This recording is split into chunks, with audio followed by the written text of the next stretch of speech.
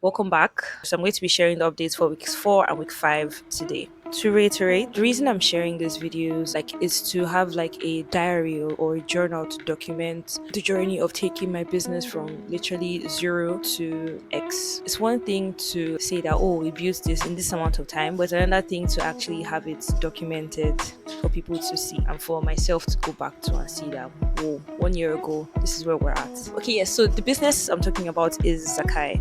Zakai is a fashion business. Well, it's a fashion business that is based on the preservation and amplification of our African culture. And we launched in December 2024. As we speak today is, I think today is the 4th of February 2025. Yeah, we're about 2 months old. We'll be 2 months old very soon. At the moment, what Zakai does at the moment is that we sell androgynous ready-to-wear clothing that is inspired by African history.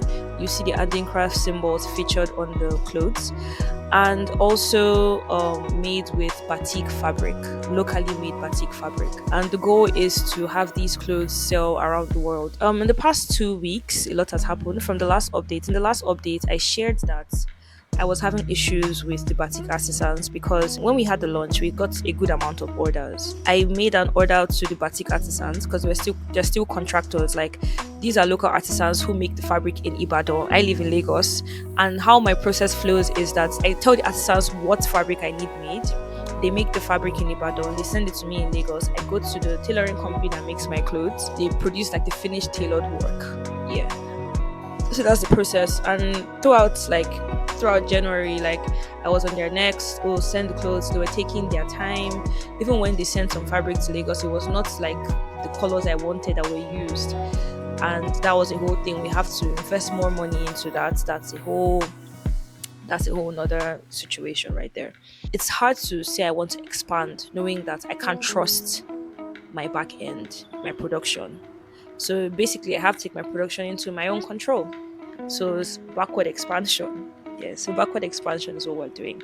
Backward expansion, for example, is like when, yeah, this is a perfect example. A company that makes clothing decides to start another company that makes the fabric required for the clothing. So backward expansion, you are expanding backwards. And when you now start that new organization that makes the fabric for your clothes, you can now also make fabric for other businesses. So you now have your B2C company, that's your business customer facing company, which in this scenario is Zakai. And you have your B2B company, that's your business to business facing company, which is now the fabric production company that is supplying fabric to Zakai and other businesses that want fabric. So that's something I started working on. And we started working on the standard operating procedure for the factory. I'm still working on it. So they will start working on the floor plan. It's going to be like an open space. When we start working on it, I'll definitely show you guys pictures and videos. But yeah, I'm excited for that. If someone had told me at this time last year that, oh, by this day next year, you're going to be planning to start a production factory to make fabric, there's no way. And now it just seems like the most logical next step. Excited. I hope you guys have an amazing week as well. If you're following this series and you're enjoying it, let me know in the comments. Actually let me know in the comments. I really appreciate the encouragement. Really appreciate the general idea. And yeah, subscribe if you haven't already, please.